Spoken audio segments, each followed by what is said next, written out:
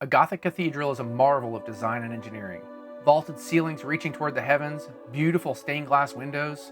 But probably the most recognizable feature of a Gothic cathedral is the flying buttress. So let's talk about what it is, how it works, and why it was so important to the overall design of these cathedrals.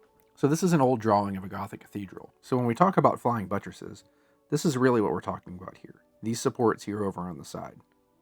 The main reason why these flying buttresses are necessary is because of these arches here that make up the vault of the ceiling in these cathedrals. And really what it is, it's the forces that are exerted because of this arch.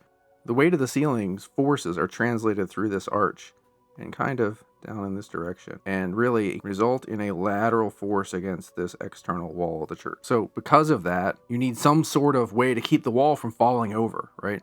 So historically, what they would do is they would just build a thicker wall, and they would add what they call a buttress on the outside of this wall that would go all the way down to the ground.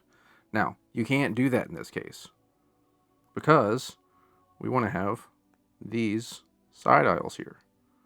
And these side aisles are, again, part of what allows the church to be so open and big and bright. And you can see here in this video, there's not even a wall here. It's just a series of columns that provides support for the roof and the rest of the structure. So it really allowed the complete removal of walls on the inside of the church. Otherwise, there would be a wall here that would just go all the way back, and it would just be a big box of a church. So because they couldn't make this wall thicker, what they had to do was find a way to translate this lateral force out from the wall and into something else, right? So, which is called a buttress, right? So they have these pieces here. That force goes this way.